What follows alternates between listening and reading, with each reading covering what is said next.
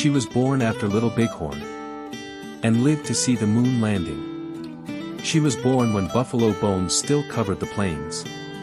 And she lived long enough to watch humans walk on the moon. Between those two moments lies a century of erased languages, forbidden ceremonies, world wars, and a people who refuse to disappear. And her story connects all of it. Stay with me, because what she carried across that century might change how you see history itself. Katie Roubideaux was born in 1890, on the Rosebud Reservation in South Dakota. Just 14 years after the Battle of Little Bighorn. The world around her still echoed with the memory of leaders like Sitting Bull and Spotted Tail. The old ones remembered when Lakota riders crossed vast territories freely, when the plains were not yet divided by fences and railroad tracks. History had wounded her people.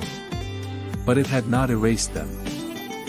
When Katie was a child, grandmothers still stitched porcupine quills into intricate designs.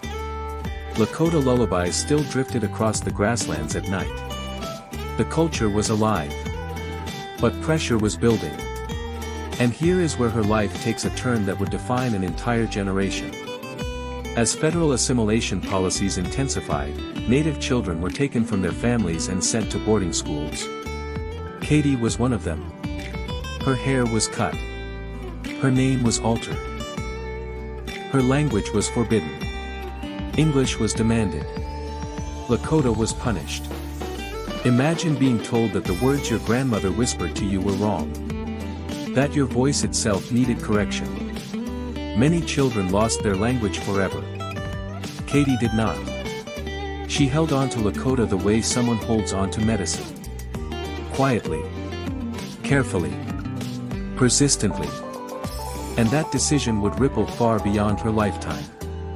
Because while ceremonies were banned, they continued in secret. While songs were silenced publicly, they survived in kitchens and back rooms. Katie witnessed suppression. And she witnessed survival. By 1973, she was 83 years old. The Wounded Knee occupation unfolded on the Pine Ridge Reservation, a protest demanding treaty rights and recognition. Picture her then. An elder. Listening to younger voices rise with a heartbeat she recognized. A rhythm that had never fully stopped. And here's the part that feels almost impossible to grasp. She had also lived through 2 world wars. The Great Depression. The rise of the Civil Rights Movement. She saw airplanes become ordinary. She saw television enter homes. She saw astronauts leave Earth during Apollo 11. Think about that. A woman born when the frontier still felt recent. Watching humans step onto the moon. The technological leap is staggering. But the cultural endurance may be even more astonishing. Because through all of it, she remained Lakota. Not as a relic. Not as nostalgia. But as a living presence. Her language survived through her. Her story survived through her. Her worldview survived through her. She became a bridge. Between buffalo hide teepees and star-patterned quilts. Between songs whispered by firelight in the 19th century and bedtime stories told softly in Lakota today. And this is where her story becomes larger than biography. Elders are not just storytellers. They are the stories. When we listen to lives like Katie Roubideaux's, we are not only hearing the past. We are being entrusted with something. A responsibility. Because cultures do not vanish all at once.